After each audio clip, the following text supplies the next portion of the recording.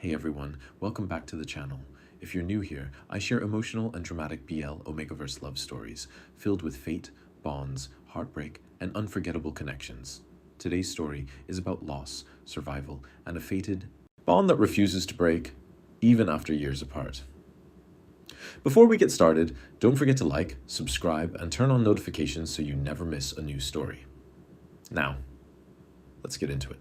Tristan Gallagher met his fated mate in a crowded subway station during rush hour. It was raining outside, the kind of cold city rain that soaked coats, flooded sidewalks, and made everyone impatient. The platform was packed shoulder to shoulder, commuters checking phones, students with backpacks, business people weaving through the crowd like they owned the air around them. Tristan was 22, balancing 2 grocery bags and trying not to be late for the second job he'd picked up after classes. Someone slammed into his shoulder. One of the bags ripped. Oranges rolled across the platform. Great, Tristan muttered, dropping to his knees. Another person bent down at the same time. Their hands touched over a runaway orange. The world stopped. The station noise dulled to a distant hum. Tristan's breath caught so sharply it hurt. Heat rushed through his chest, down his spine, through every nerve in his body. The man in front of him froze too. Tall, broad-shouldered, expensive charcoal coat, rain darkening the fabric. Dark hair slightly disheveled like he'd run a hand through it too many times. Sharp jaw, silver grey eyes wide with disbelief. And the scent.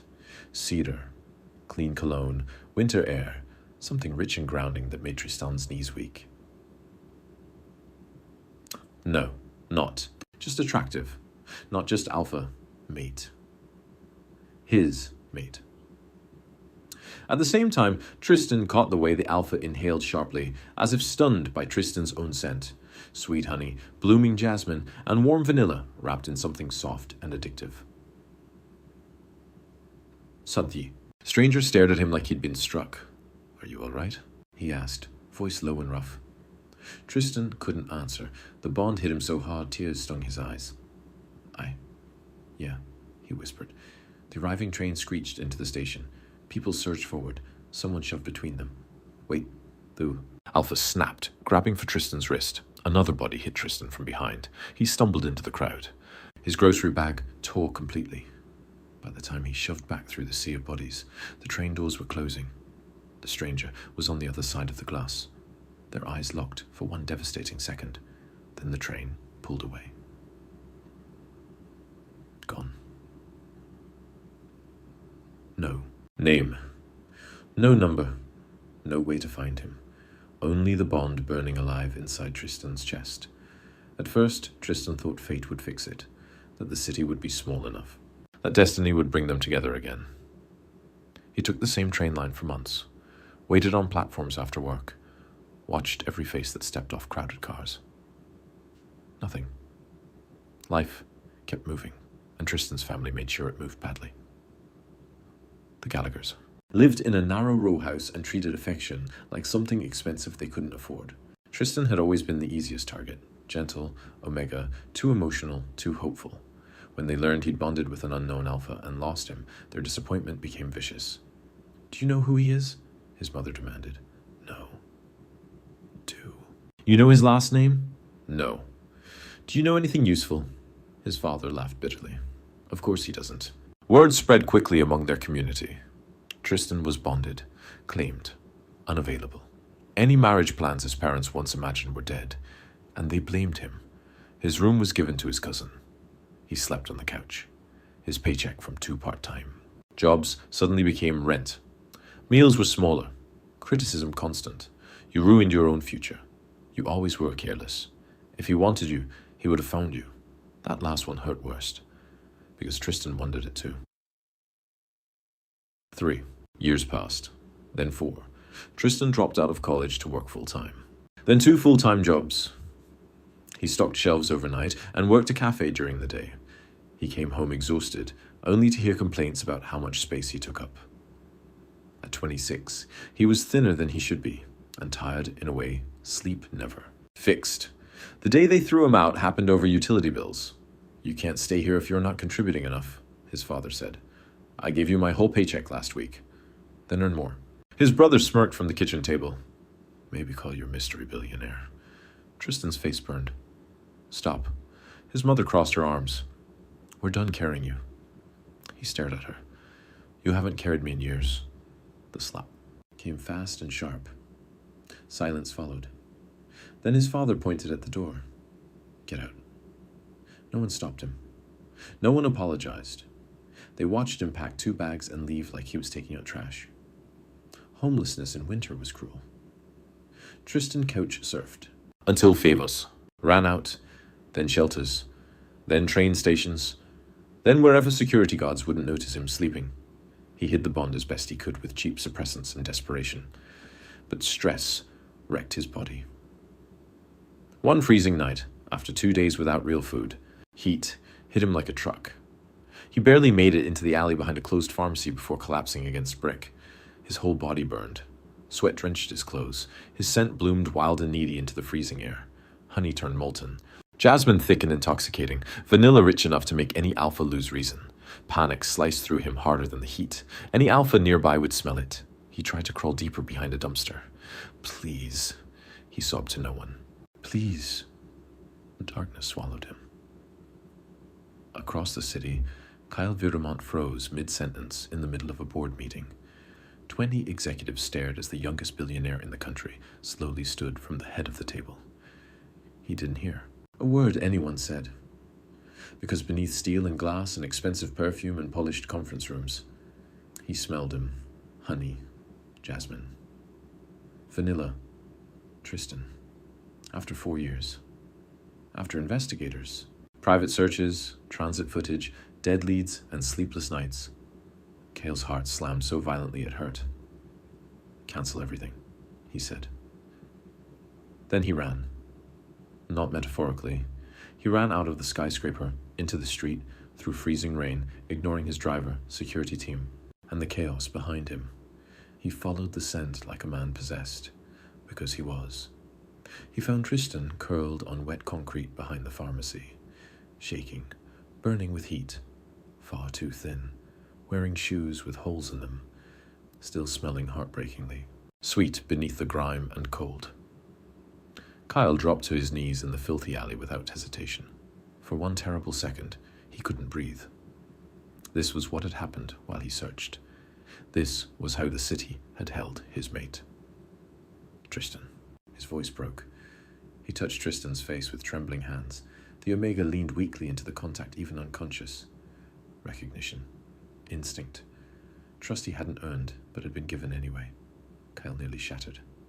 I've got you, he whispered. I've got you now. He wrapped Tristan in his own coat, lifted him into his arms, and carried him to the waiting black car where stunned security opened doors in silence. No one dared speak.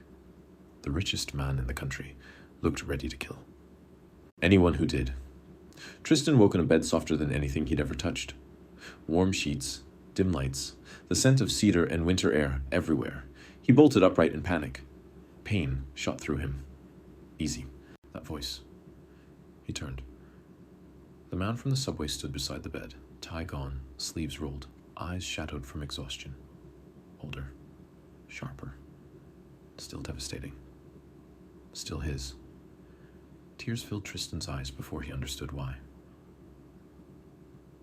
You, the Alpha, crossed the room slowly, as if approaching something fragile. Yes, you left. The words came out broken. Pain flashed across the man's face. I lost you. He knelt beside the bed. My name is Cale Viramont. Tristan froze. Everyone knew that name. Tech magnate, real estate empire, youngest billionaire in the country. Magazine covers, interviews, untouchable. No. Yes, Cale's voice cracked. I've spent 4 years trying to find you. Tristan stared. All this time. I hired firms on 3 continents. A bitter laugh escaped Tristan. I was behind a pharmacy. Kyle closed his eyes like the truth wounded him. When he opened them again, they were wet. I know. The room went silent. Then Kyle reached out slowly, giving Tristan time to refuse. Tristan didn't. Their fingers touched. The bond roared awake between them, cedar and winter wrapping around honey, jasmine, and vanilla like they had always belonged, together. Kyle exhaled shakily. I'm I'm sorry I was late, he whispered. Tristan's throat tightened. For years he had believed he'd been forgotten, discarded, unwanted. But this man, this impossible, powerful, exhausted man, looked at him like finding him had saved his own life too. Cale brought Tristan's hand to his lips. You're home now, he said. And for the first time in years, Tristan wanted to believe it. Tristan wanted to believe it. That was the terrifying part. Belief had cost him before.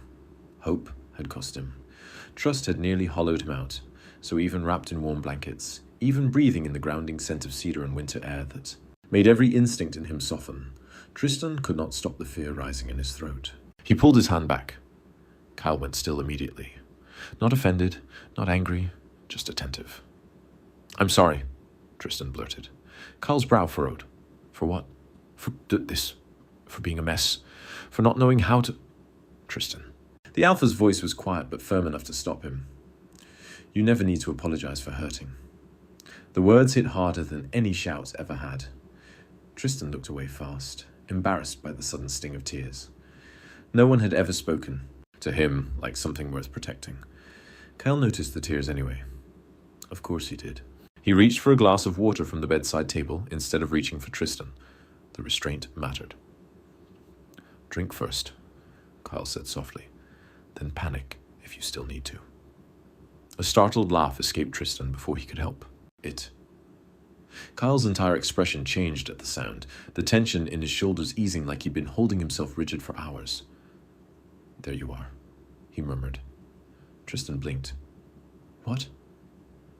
That laugh. His voice roughened. I wondered if I'd ever hear it again. Recovery was humiliating. At least that was how Tristan felt at first. Doctors came in and out of the penthouse suite with discreet professionalism. They checked dehydration, nutrient deficiencies, stress markers, and the aftermath of an unmanaged heat. Every new concern made Kyle's jaw tighten further. At one point, a physician quietly mentioned prolonged malnutrition. The temperature in the room seemed to drop. 10 degrees. Leave us, Kyle said. The doctor left instantly. Tristan swallowed. I'm fine now. Kyle turned toward him slowly. There was fury in his eyes, but none of it aimed at Tristan. No, Kyle said hoarsely. You are not fine now. He crossed the room, then stopped himself several feet from the bed, as if remembering Tristan might not want closeness. You are recovering, he corrected, and I am grateful for that. But do not ask me to call what happened to you acceptable. Tristan stared.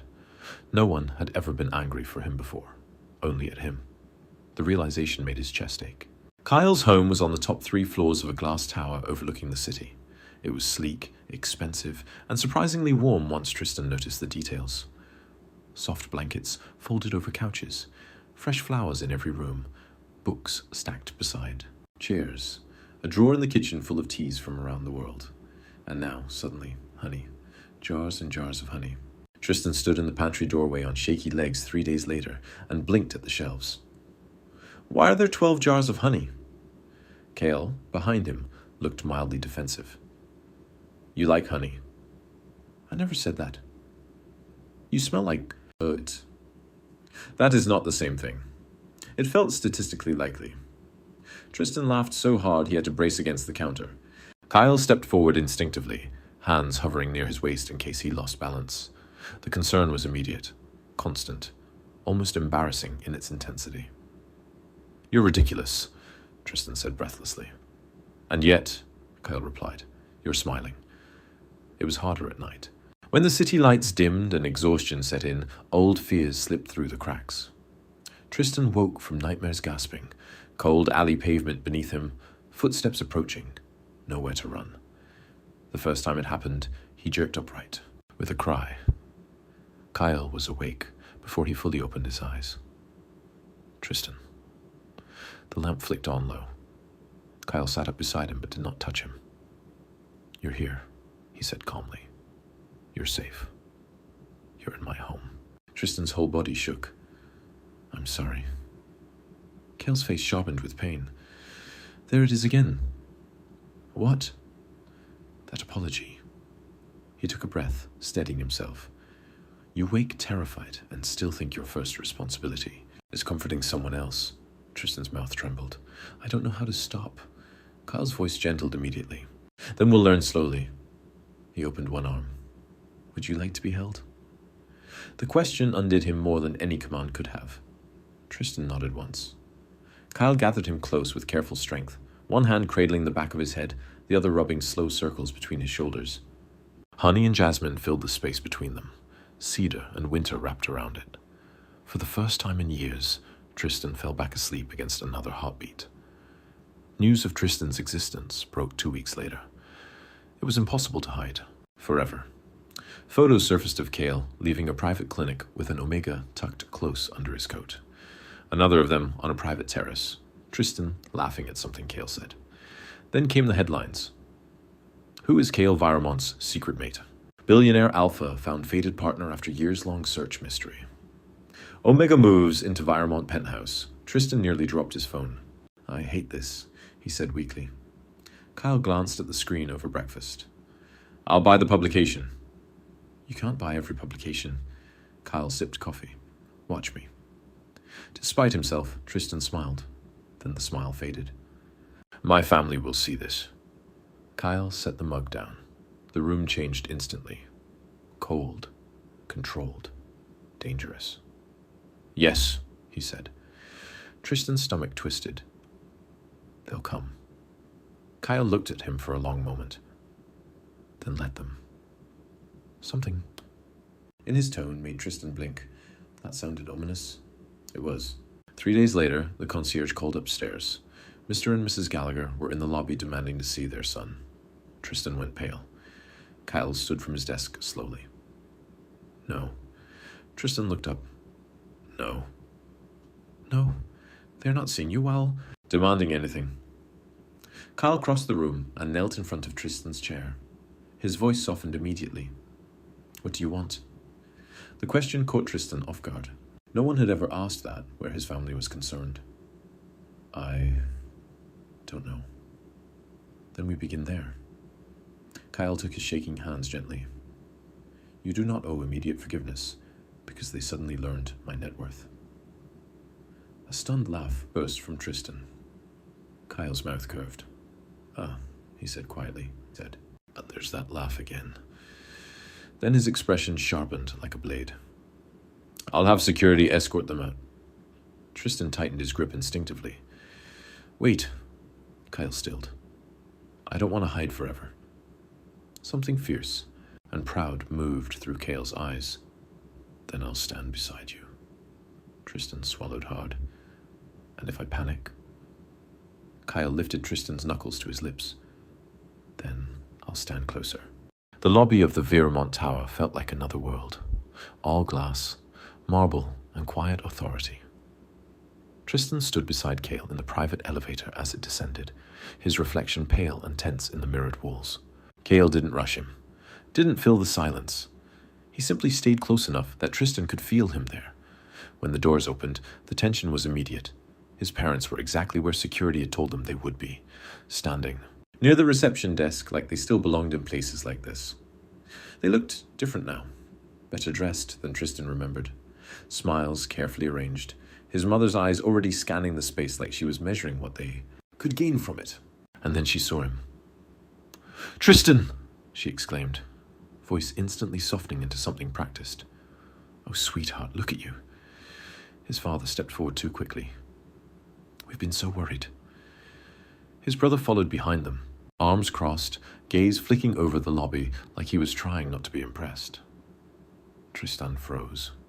Years of conditioning rose up before he could stop it, apologizing, shrinking, bracing for criticism, bracing for pain.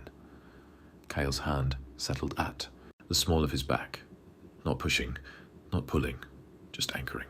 The contact steadied him more than he expected. You didn't answer our calls, his mother continued, stepping closer. We had no idea where you were staying. We thought something terrible had happened. Tristan almost laughed at that. Almost. Because something had happened. It just wasn't what they were pretending it was. I was busy, he said carefully. His father's eyes flicked to Cale for the first time. Recognition hit instantly, Even people who didn't follow business news knew that face. The shift was immediate. Politeness sharpened. Interest appeared. "Oh," his father said, straightening. "You must be Mr. Vermont." Kyle didn't offer his hand right away. He looked at Tristan first, a silent question. Tristan swallowed. "Kyle," he said quietly. "It's okay." Only then did Kyle extend his hand. "I'm aware of who."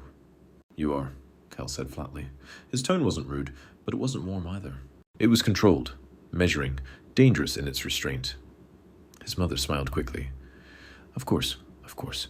We've been following the news. It's incredible what you've built. Really, Tristan has always been so lucky." "Stop."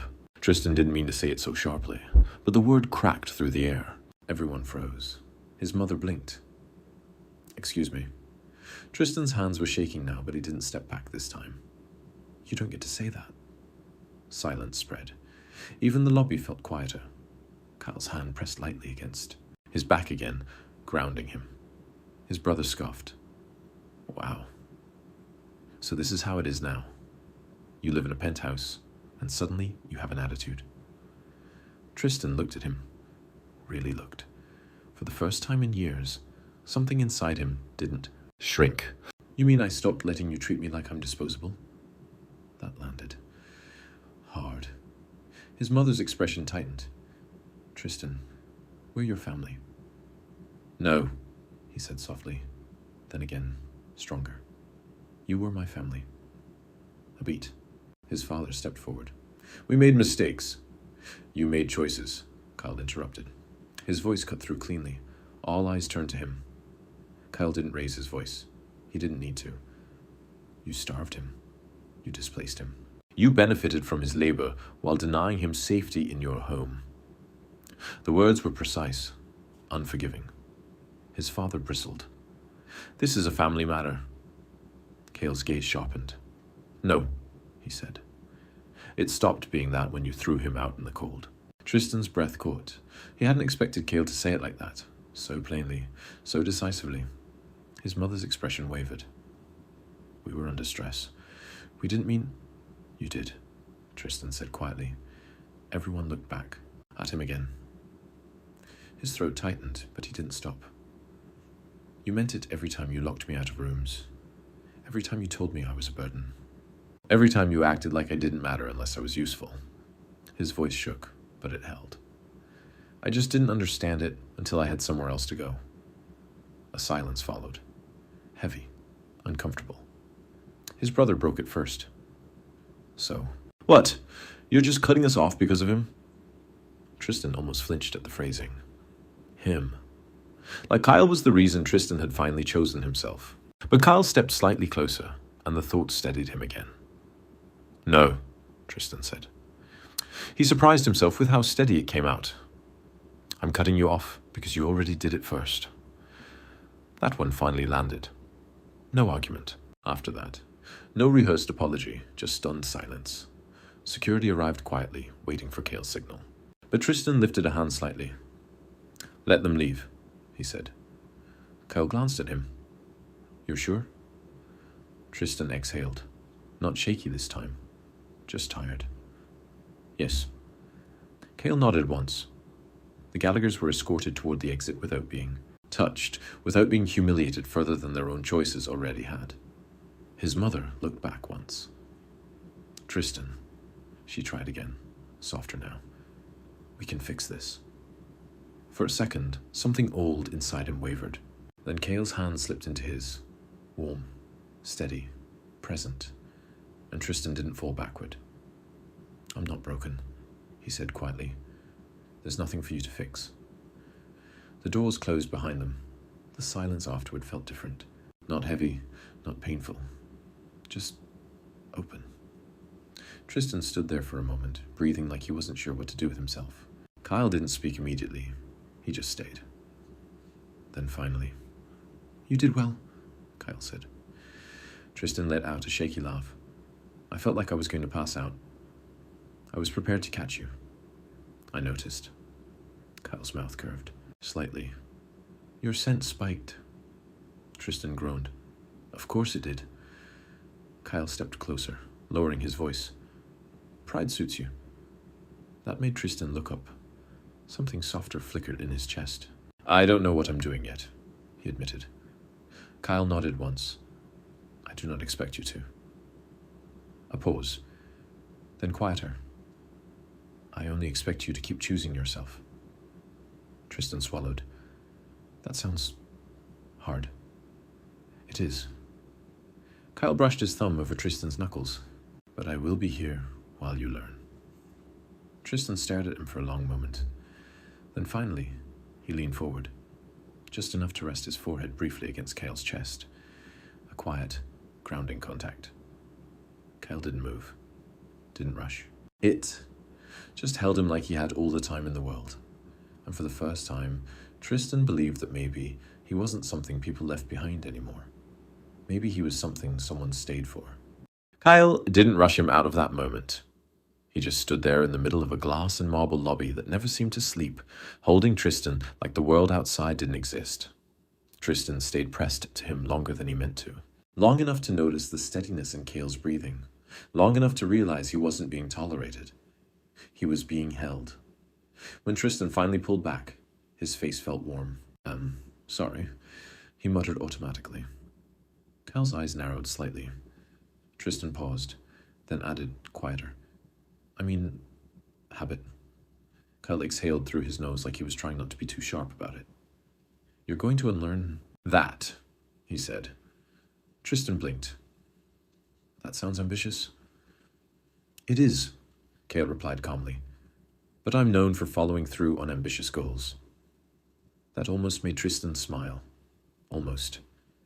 But something still lingered in his chest. Heavy. Tangled, unresolved. They looked at me like I was a solution again, Tristan said after a moment. Kyle's expression cooled instantly. They always have. I know, Tristan said, then hesitated. But I almost slipped back into it, like I needed to fix their opinion of me. Kyle studied him carefully. That is conditioning, he said. Not truth. Tristan let out a slow breath. I hate that they can still do that to me. Kyle stepped closer, lowering his voice. Then we remove their access. Tristan glanced up. You mean security? I mean you stop giving them entry points into your mind, Kyle said. A pause, then softer. That part is harder. Tristan gave a tired laugh. You make everything sound like a corporate strategy. It often is, Kyle said. That earned a real smile this time. Small, but real. Later that night, Kale found Tristan on the penthouse balcony. The city below stretched out in endless lights, headlights moving like rivers through concrete. The air was cool, but not biting.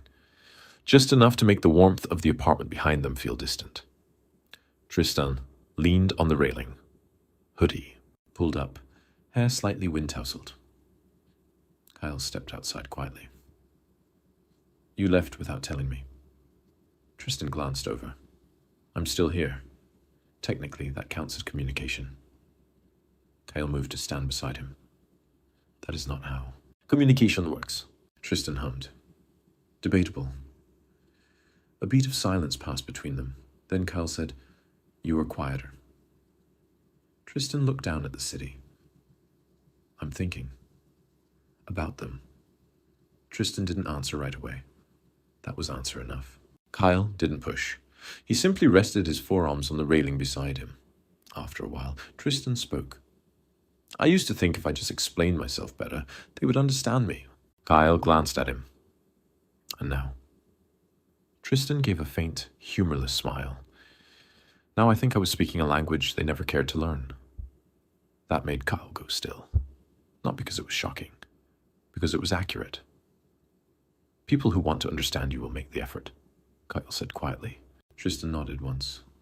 I know that, logically. A pause. But emotionally, it still feels like I failed somehow. Kale turned slightly toward him. You did not fail. Tristan scoffed softly. I was homeless, Kale. Kyle's jaw tightened. That was done to you. The correction was immediate, clean, final. Tristan looked at him then.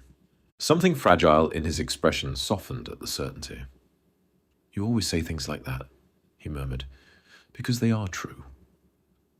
Tristan studied him for a moment longer, then quietly, "No one's ever been that certain about me before."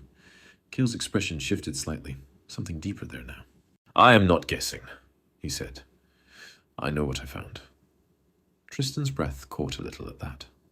The bond between them responded, subtle but present, like a low hum beneath skin. Kyle noticed immediately. His gaze flickered. "You feel it too?" Tristan swallowed. "Yeah." A pause. Then Kyle stepped just a fraction closer, not crowding, just present in a way that made distance feel unnecessary. "The bond strengthens with time," Kyle said. Tristan nodded slowly. "That makes it feel less like a shock," he admitted. "More like something settling." Kyle's voice softened. "That is what it is supposed to do." A long silence passed. City noise below. Wind moving between buildings. Then Tristan said, almost quietly, "I think I'm scared it'll disappear." Kale turned fully toward him now. "It will not." "So you say?" Kale held his gaze. "I did not. Spend 4 years destroying my life looking for something that can disappear." That landed differently, heavier, real. Tristan blinked. "You destroyed your life?" Kale's mouth tightened slightly. "I built it without you," he corrected. "That is not the same thing as living in it." Tristan didn't know how to respond to that, so he didn't try. Instead, after a moment, he said, "That's kind of dramatic." Kyle gave him a flat look. "You were behind a pharmacy." Tristan laughed. This time it didn't feel fragile. It felt warm. Kyle watched him like he was memorizing it again. Then softer. "I prefer this version of you." Tristan tilted his head. "Which version?" "The one that laughs." Something in Tristan's chest tightened again, but not painfully this time. He looked back out at the city. "I think I'm trying to learn how to stay like this," he admitted. Kyle didn't hesitate. "Then stay." Just that. No condition. No expectation. Tristan exhaled slowly, and for the first time, staying didn't feel like something he might lose. It felt like something he was allowed to do. The days after that felt different in a way Tristan couldn't immediately name. Not suddenly perfect, not magically healed, but quieter inside his own body, like something that had been constantly braced for impact had finally loosened its grip. He still woke up sometimes expecting cold floors, still checked doors instinctively, still apologized too quickly. But now there were interruptions to those instincts. Kale saying his name gently. Kale placing food in front of him without comment. Kale sitting nearby without asking anything from him at all. Small things. Repetition. Patience that didn't run out. One afternoon, Kyle found him in the penthouse kitchen, staring at a grocery delivery like it had personally offended him. Tristan had insisted on ordering it himself. It had seemed empowering at the time. Now it felt overwhelming. "I forgot what I was supposed to do with all of this," Tristan admitted. Kyle glanced over his shoulder, taking in the counter covered. In produce, grains, and ingredients Tristan vaguely remembered choosing. "You cook," Kale said. "That sounds suspiciously simple when you say it." Kale stepped closer, rolling up his sleeves. "Then I will assist." Tristan narrowed his eyes. "You don't cook." "I can follow instructions." "That feels like something that could go wrong." Kyle paused. "I run companies." "That doesn't reassure me." Kale ignored that and picked up a knife. Tristan immediately moved closer. "Okay, no. Give me that before you reinvent food safety regulations." For a second, Kale actually looked offended. Then quietly, "I'm not incompetent." Tristan took the knife from him anyway. "I didn't say you were," he said. "I said I don't trust you with vegetables." Kyle watched him for a moment. Then, to Tristan's surprise, he stepped back. Fair. That alone made Tristan blink. "Wait. You agreed with me?" Kyle crossed his arms. It was a reasonable assessment. Tristan stared at him, then laughed. It startled him a little how easily it came now. Cooking turned into something slow and messy and strangely grounding. Tristan chopped vegetables while Carl read the instructions on a tablet like it was a legal document.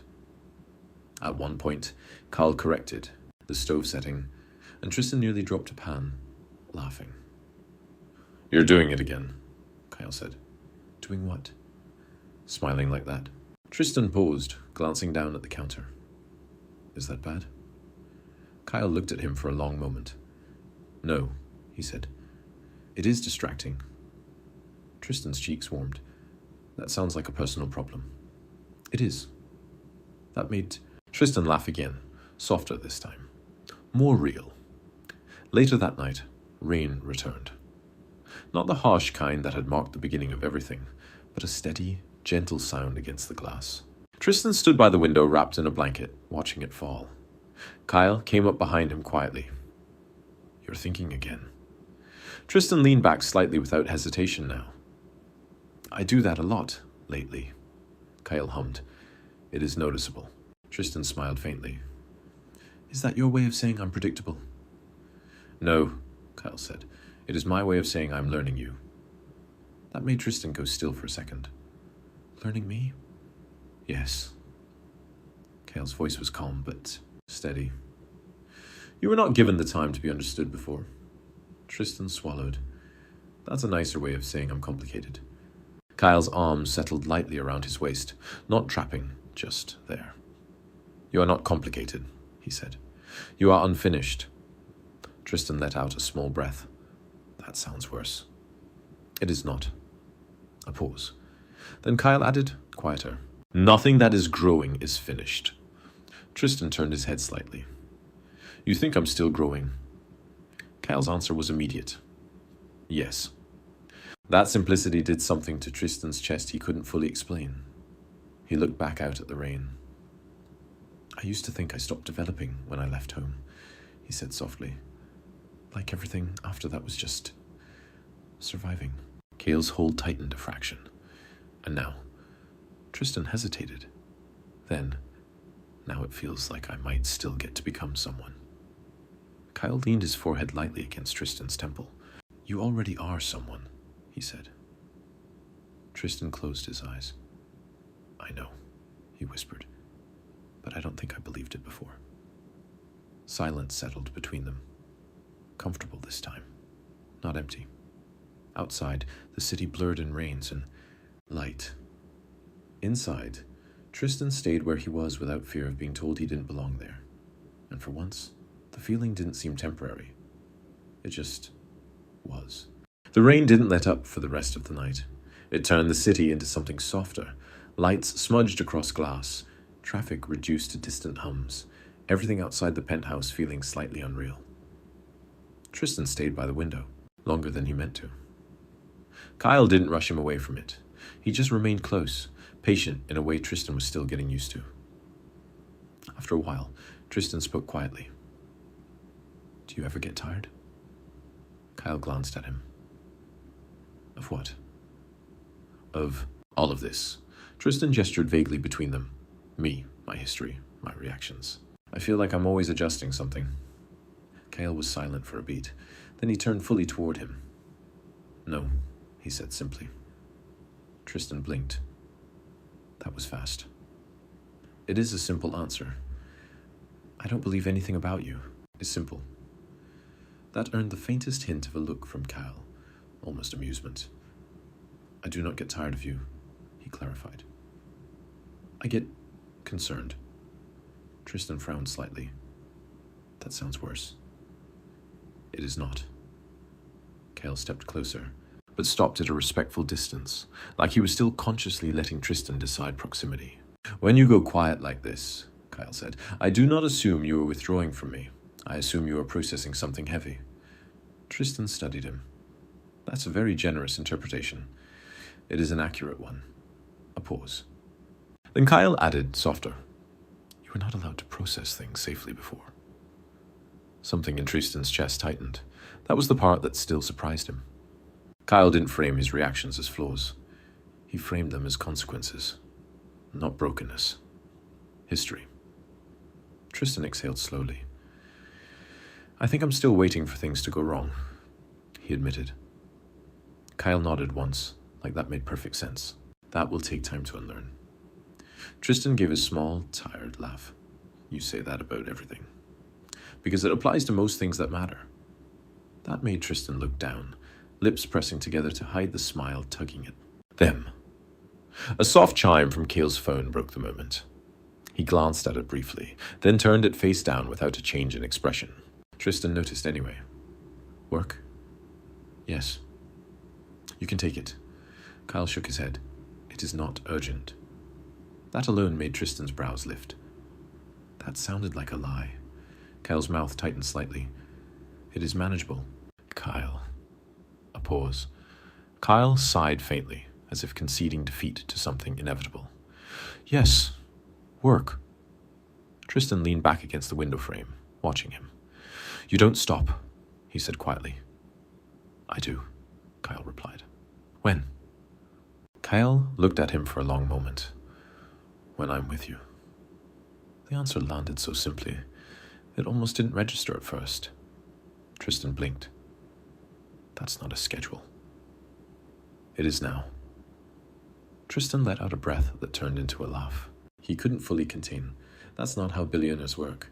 It is how I work. Later, after Kyle finally did take the call from his assistant and ended it in under 3 minutes, he returned to find Tristan sitting on the couch, legs tucked beneath him, scrolling through his phone with a faintly furrowed brow. What is wrong? Kyle asked immediately. Tristan looked up. Nothing. Kyle didn't believe him. He sat beside him. Tristan hesitated, then turned the phone slightly. A news article headline was visible. Viremont heir. Spotted with unknown Omega. Social circles. Speculate future engagement. Tristan grimaced. They're getting creative.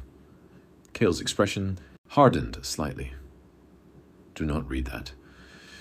It's everywhere, Tristan said. It's kind of hard not to. Cale took the phone gently from his hand and set it aside. You do not need to engage with speculation. Tristan leaned back against the couch. It doesn't bother you. It is irrelevant. That's not what I asked. Kyle was quiet for a moment. Then, no. Tristan glanced at him. No what? It does not bother me, Kyle said. They will speculate regardless. It has no bearing on reality. Tristan studied him. And what is reality? Kyle turned slightly toward him. That you are here, he said. With me. The simplicity of it made Tristan's throat tighten unexpectedly. He looked away, quickly, still getting used to that. Kyle didn't push. He just reached over and took Tristan's hand again, like it was the most natural thing in the world. I am not going anywhere, he said. Tristan's grip tightened slightly without thinking. I know, he whispered. A pause. Then quieter. I'm trying to believe it faster. Kyle squeezed his hand once. I will wait. And for the first time, Tristan didn't feel rushed to catch up to something good. He just felt allowed to arrive at it in his own time. The rain finally stopped sometime before morning. The city outside the penthouse looked washed clean, streets still wet, lights reflecting like scattered glass, everything quieter than usual, as if even traffic was reluctant to disturb the calm. Tristan hadn't slept much, not because of nightmares this time, just because he kept waking up to check if Cale was still there. And every time, Cale was. Either reading on the edge of the bed, or resting beside him with one hand loosely anchored somewhere on Tristan's arm or waist, like he was quietly making sure distance didn't grow in the dark. That should have felt suffocating. Instead, it felt like proof. Now, in the pale morning light, Tristan sat at the kitchen island with a mug of tea warming his hands, while Cale stood across from him, already dressed, already halfway into his day, even while still here. You're doing it again? Tristan said. Kyle looked up from his tablet. Doing what? Leaving before you leave. Kyle paused. Tristan nodded toward the phone, the posture, the focused expression that meant Cale's mind was already in meetings and numbers and people demanding pieces of him. You're here, Tristan said softly, but not fully. A beat of silence. Kyle set the tablet down. That alone felt significant. Then he walked around the island and stopped. in front of Tristan. I have obligations, Cale said carefully. I know. That does not mean I'm not here with you. Tristan looked up at him. I didn't say you weren't. Cale's eyes narrowed slightly. Then what are you saying? Tristan hesitated. This part was still new. Speaking without fear of being dismissed, without rehearsing it in his head 10 times first. I'm saying. He started slowly, then exhaled. I don't want to feel like I'm borrowing you from your life. Kyle went very still. The words hit differently than accusations would have. Not sharp, just honest. You are not borrowed, Kyle said at last. Tristan gave a small, uncertain shrug. It feels like it sometimes. Like you step out of one world into mine for a while and then go back to the real one. Kyle's expression shifted. Something tighter, more focused. There is no separation, he said. Tristan blinked. That sounds like a lie billionaires tell themselves. A faint pause. Then unexpectedly, Kyle let out a quiet breath that almost resembled amusement. It is not a lie, he said. It is a restructuring of priorities. Tristan stared at him. That's your solution to emotional attachment? Yes. That is deeply concerning. It is effective. Tristan laughed under his breath, shaking his head. But Kyle didn't smile this time. He stepped closer instead. When I say I'm with you, Kyle said more quietly, it is not conditional on proximity. It is not reduced when I work. It is not paused when I leave this room. Tristan's grip tightened slightly on his mug. Kyle continued, voice steady. You are not something I visit. A pause. You are part of what I am building my life around. That landed in Tristan's chest like something heavy and warm at the same time. He didn't know what to say to that, so he went quiet. Kyle watched him carefully, then softer. Does that help? Tristan gave a small, breathless laugh. You really think you can just say things like that and expect me to function normally? Afterward? Kyle tilted his head slightly. Is that a no? It's a... Tristan paused, then shook his head. It's a... Give me time to emotionally recover from being perceived properly. That made Cale pause. Then very quietly, I will note that. Tristan groaned. Don't put that in your billionaire planner. It is important that Kyle, a faint pause. I will not document it, Kyle conceded. Tristan pointed at him. Thank you. Later that afternoon, Tristan went downstairs alone for the first time since everything happened. Kyle had a meeting. He had said very seriously, I will return before dinner unless the building burns down, which had not been reassuring, but had somehow become Kyle's version of comfort. The lobby felt different now. Less like a place he didn't belong, more like a place he was still learning. As Tristan stepped out into the city street, he hesitated. The air was colder than expected. Busy. Alive. And then he felt it.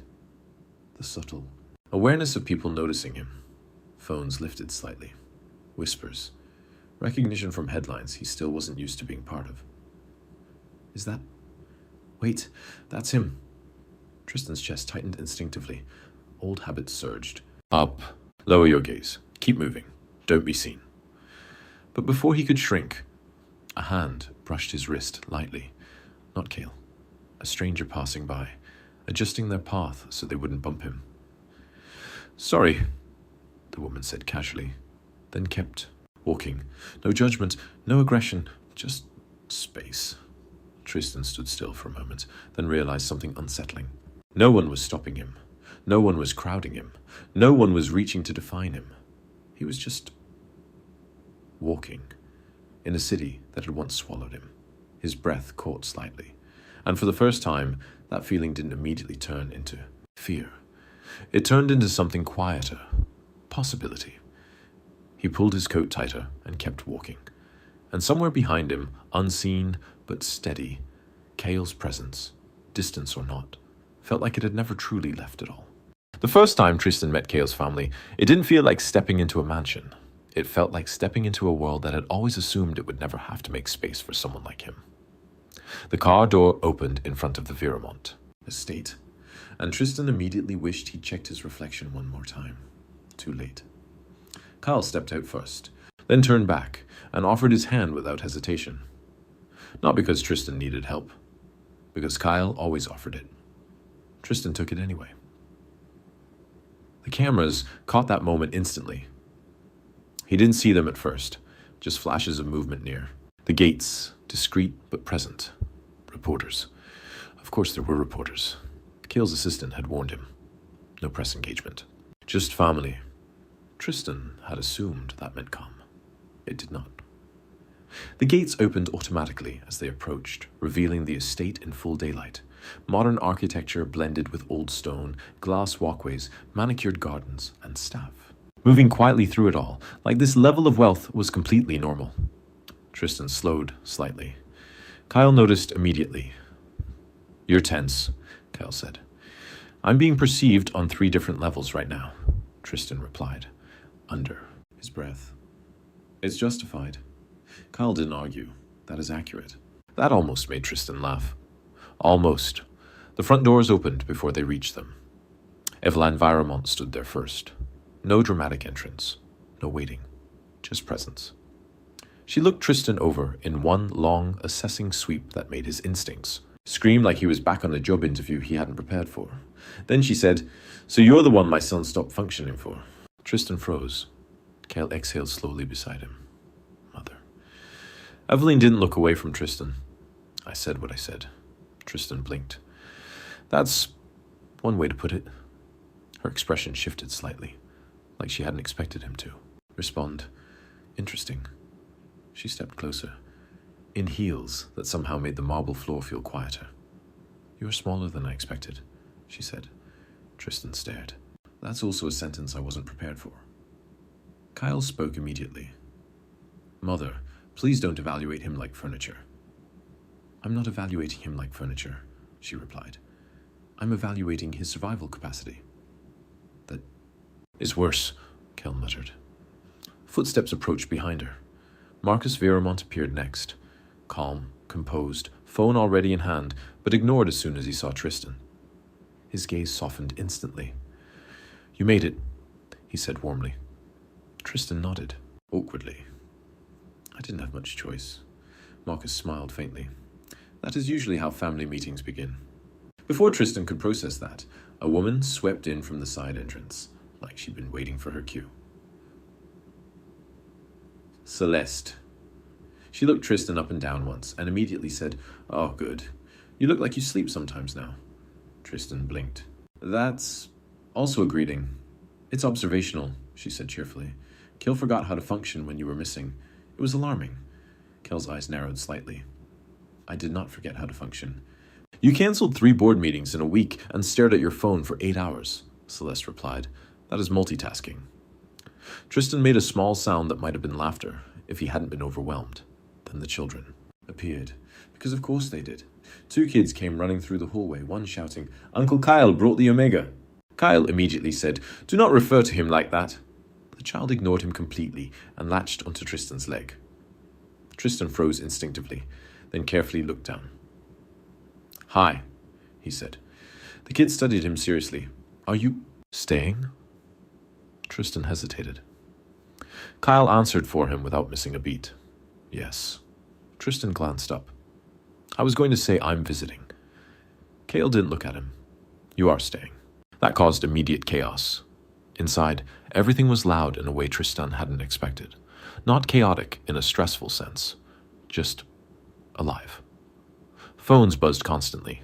Assistants, media alerts, business updates, but no one stopped talking to each other to answer them. Eveline ignored hers entirely. Marcus set his on silent. Celeste threw hers onto a couch, like it had personally offended her. Tristan sat stiffly on the edge of a modern sofa, while everyone circled around him, like he was both. A guest and a subject of curiosity they were trying not to overwhelm. Eveline finally spoke again. "So," she said, "you survived my son." Kale sighed. "That is not how relationships are described." "It is in my experience." Tristan cleared his throat. "I feel like I should correct the wording of that sentence." Eveline's gaze sharpened slightly. "Please do." Tristan paused, then carefully said, "I think I survived the city more than anything." That made the room quiet for a fraction of a second. Even Kale looked at him differently. Not surprised, just focused. Evelyn leaned forward slightly. And how did you survive it? Tristan hesitated, then shrugged a little. I didn't. At first, he admitted. I just got through it badly for a while. Honesty settled in the room like something fragile, but real. Kale's hand moved subtly, close enough that Tristan could feel it beside him without it touching yet. Marcus spoke, gently. And now? Tristan glanced down at his hands. Now I'm still learning how to not expect everything to fall apart. Silence again. But softer this time, not judgmental. Evelyn studied him for a long moment, then said simply, Good. Tristan blinked. Good? Yes, she replied. We prefer honesty over performance, Celeste added. Also, Kale is unbearable when he thinks people are pretending around him. I'm not, Kale started. You absolutely are. All three of them said at once. Tristan actually laughed this time, properly. Kyle looked at him immediately, like that sound mattered more than the argument. Later, when the initial chaos settled and the house shifted into something calmer, Evelyn approached Tristan again, this time alone. No crowd, no pressure, just her. She looked at him for a moment, then said, You do not have to earn your place here. Tristan blinked slightly. I'm not trying to. I know, she replied. A pause, then quieter. That is why Kale chose you. Tristan's breath caught a little at that. Before he could respond, she added, almost reluctantly, And for the record, you are doing better than expected. Tristan gave a small, uncertain smile. Is that your version of a compliment? It is my version of approval, she corrected. Tristan nodded slowly. I'll take it. From across the room, Kyle watched the exchange silently, not intervening, just present. And for the first time in a long time, Tristan didn't feel like he was being evaluated to see if he could stay. He felt like he was already being quietly accepted into something he didn't have to survive first. By the time things started to feel even slightly less overwhelming, Tristan had already learned an important rule about the Viramont family. There was always one more person. He was sitting with a half-finished cup of tea when the front doors opened. Again. This time, no one announced anything. No dramatic entrance. Just a man walking in like he belonged there completely, rolling up his sleeves as if he'd already been in the middle of something important before deciding to show up. He was broad-shouldered, calm-faced, and carried himself with the kind of ease that came from surviving chaos and learning not to flinch at it anymore. Celeste immediately lit up. Oh, good. You're late, she said. The man didn't even blink. Traffic, he replied simply. Kyle exhaled through his nose. You said that yesterday. I said it was also traffic yesterday. Tristan glanced between them. Is this another sibling? Situation I wasn't warned about? Kyle didn't look away from the man. Yes, the man finally turned his attention to Tristan. A quick, assessing look, but not invasive, more curious than anything else. Then he nodded once. You're Tristan, he said. Tristan straightened slightly. That's generally accurate, yes.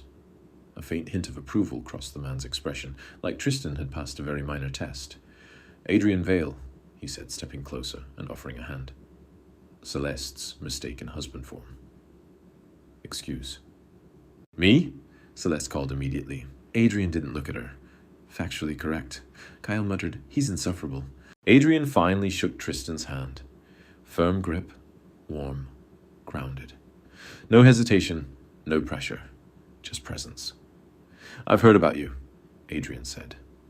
Tristan tensed slightly before he could stop it. Adrian noticed immediately and added, Nothing bad. Mostly just Kale acting like a malfunctioning machine for 4 years. Kyle's eyes narrowed. That is not accurate. It is extremely accurate, Celeste said. Tristan made a small sound of laughter before he could contain it. Adrian glanced at him again, then said more seriously, You're doing better than the rumors. Tristan blinked. There are rumors. There are always rumors, Adrian replied. You just happen to be attached to a very visible man. Kyle crossed his arms. I am not a rumor. You've been described as emotionally extinct. In at least 3 financial blogs, Adrian said. That is defamatory.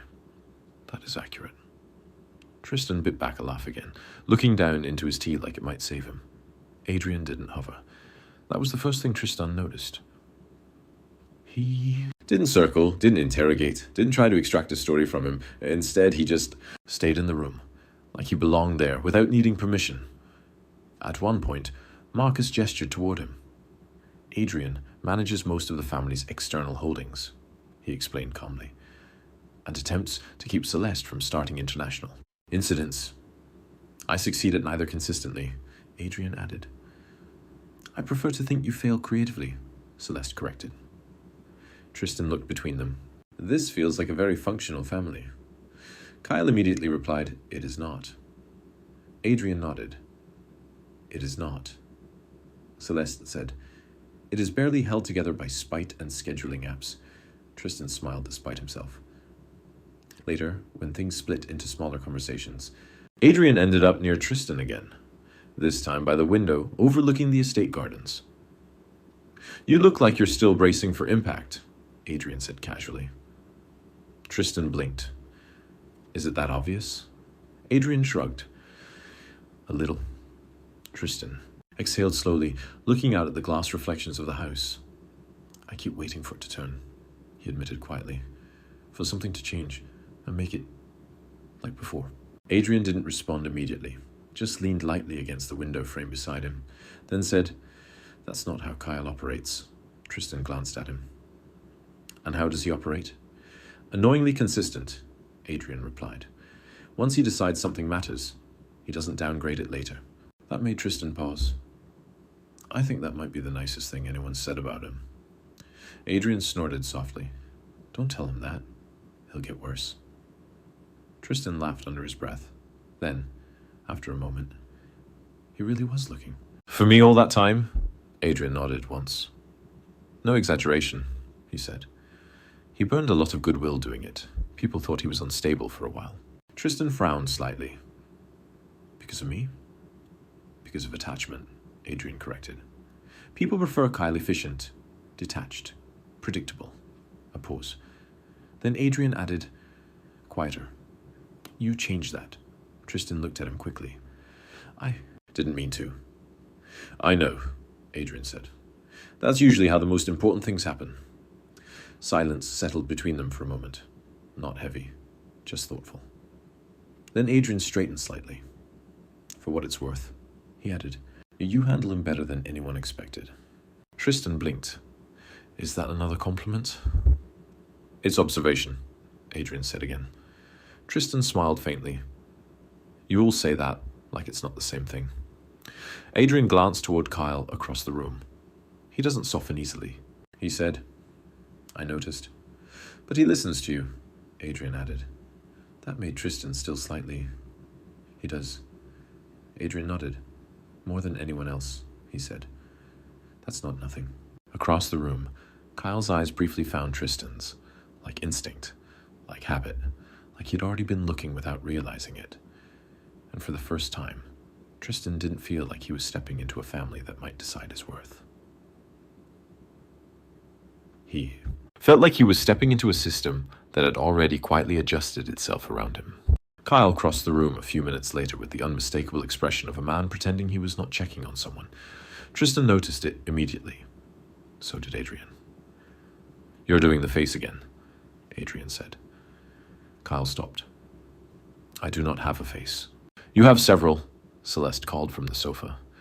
This one means, where is Tristan, and why is he farther than 6 feet away? I hate all of you. That's your affectionate tone, Marcus said mildly from behind a newspaper. Tristan laughed before he could stop himself. Kyle's attention shifted to him instantly, the severity in his expression easing at the sound. There you are, Kyle said quietly. The words were simple, but they landed warm in Tristan's chest. I was standing here the whole time, Tristan replied. And yet, Kyle said. Adrian made a noise that sounded suspiciously like a snort.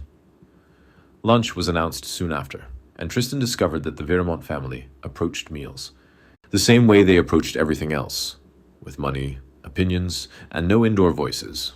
The dining room was long and elegant, but no one treated it formally. Celeste sat sideways in her chair. One of the children crawled under the table and had to be retrieved twice. Marcus attempted to discuss market forecasts, while Eveline corrected everyone's posture. Adrian somehow managed to answer 3 emails, cut a child's food, and disagree with Kyle about tax policy without raising his voice once. Tristan sat beside Kyle, trying not to look visibly overwhelmed.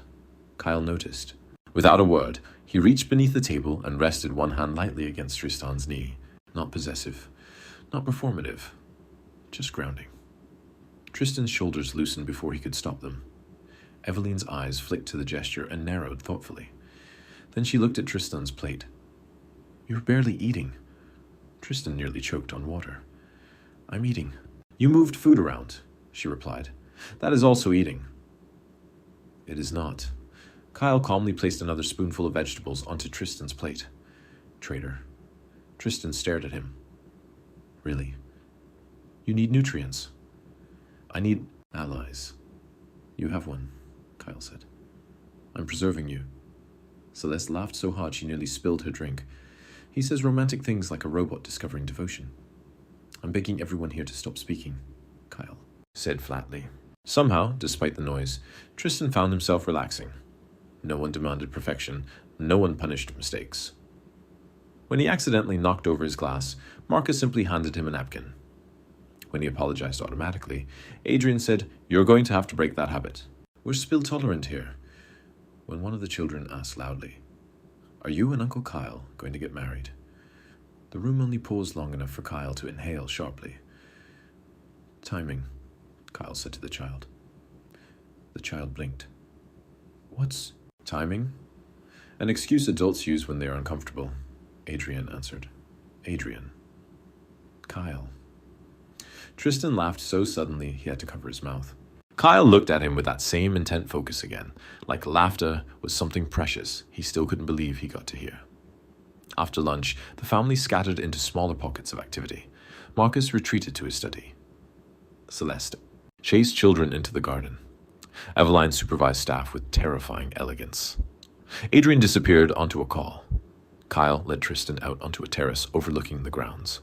The afternoon sun had turned everything gold. For a while, they stood in silence. Not awkward, just shared. Then Tristan said quietly, "They're not what I expected." Kyle glanced sideways. "Worse?" "Louder."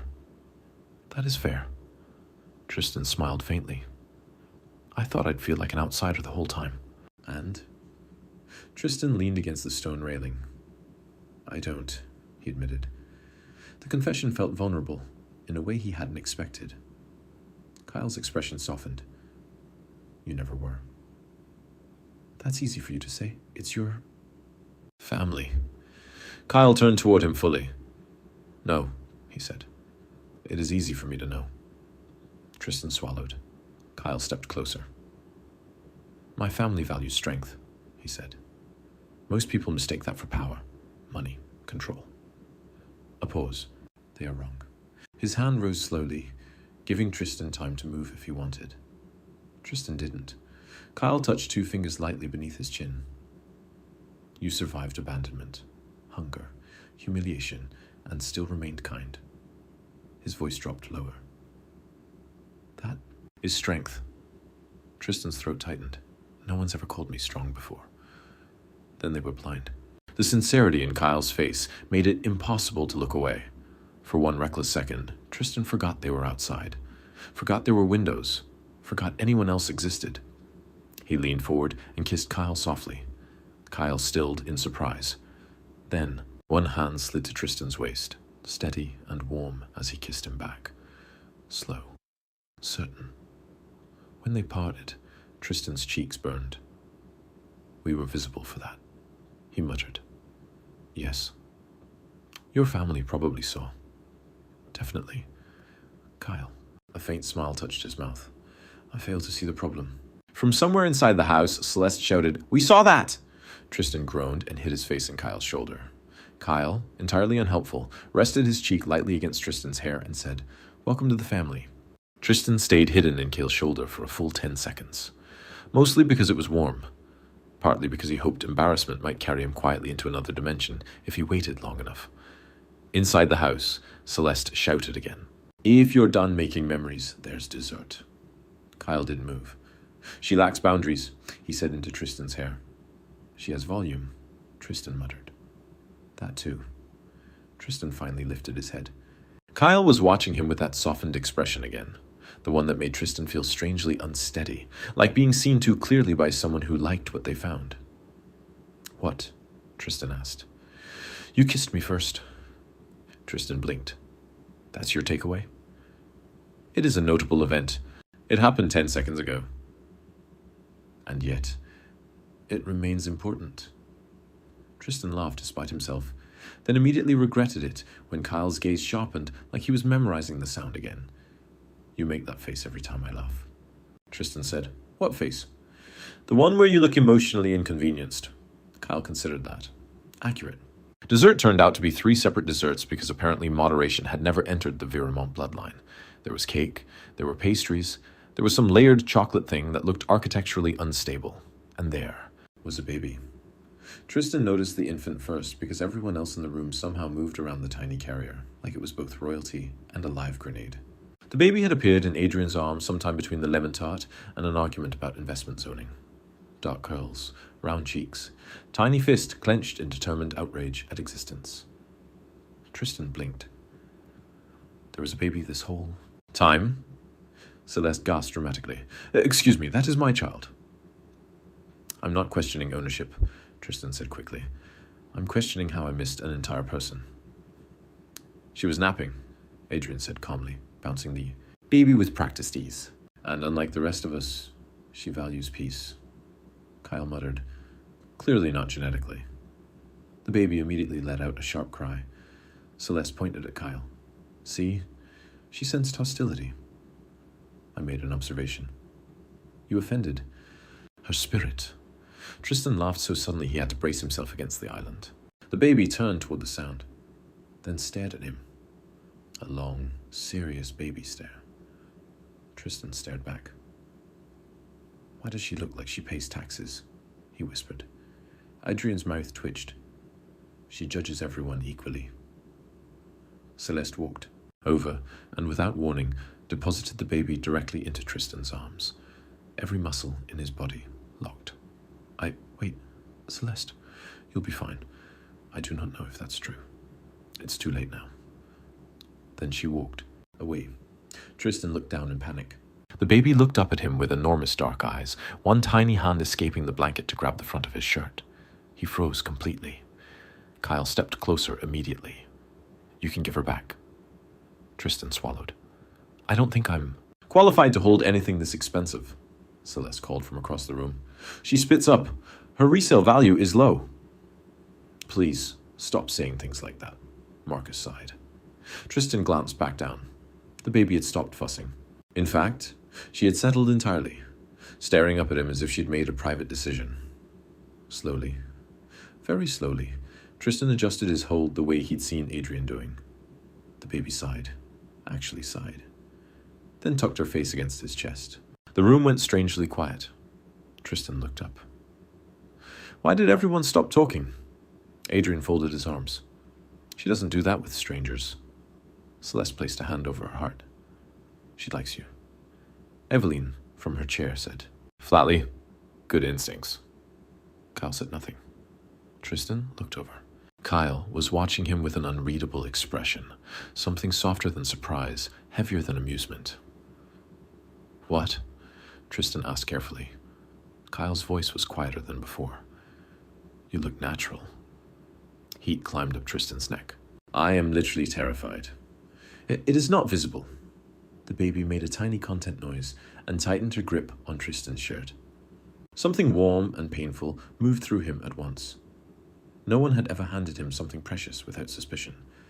No one had ever trusted him with gentleness.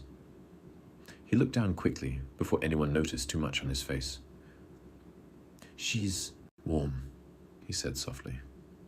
Celeste's tone softened too. "Yes," she said. "She is." The baby remained in Tristan's arms through half of dessert. Every time he tried to hand her back, she frowned in what seemed like calculated manipulation and clung harder. "This is emotional blackmail," Tristan said. "It runs in the family," Adrian replied. Kyle, still standing close by, rested a hand lightly against Tristan's shoulder. "You're smiling again. I'm being held hostage by an infant. And yet..." Tristan glanced at him. "And yet," he admitted. When the baby finally yawned and Adrian reclaimed her, Tristan felt the absence of that tiny weight more sharply than expected.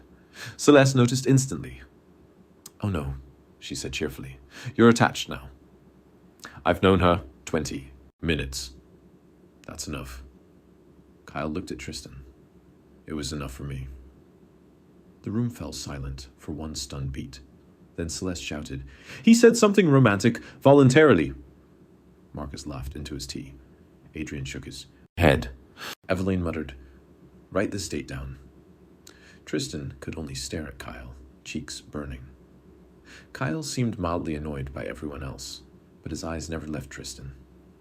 Later, when the house quieted and Tristan slipped into the library to breathe, he found himself smiling for no clear reason. Kyle entered a few minutes later. "You disappeared," Kyle said. "I was outnumbered." "You managed well." Tristan looked down at his hands. "They trusted me with her." Kyle understood immediately which her he meant. "Yes, I didn't realize that would matter so much." Kyle crossed the room slowly. People who were denied tenderness often feel its weight most. Tristan swallowed hard. That was unfairly insightful. It is an observation. "You all keep saying that." Kyle stopped in front of him. "And you keep needing to hear it."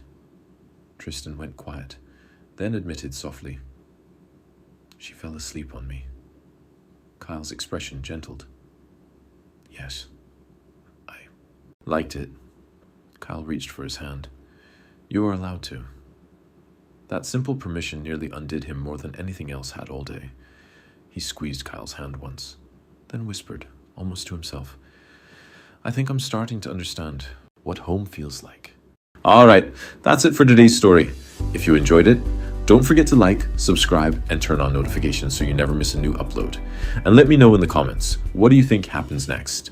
Because in part 2, we're diving deeper into Tristan and Kyle's relationship, especially the gap between their worlds. From homelessness to high society, from survival to power. Can their bond really overcome that kind of difference? You won't want to miss it. Thanks for watching, and I'll see you in the next video.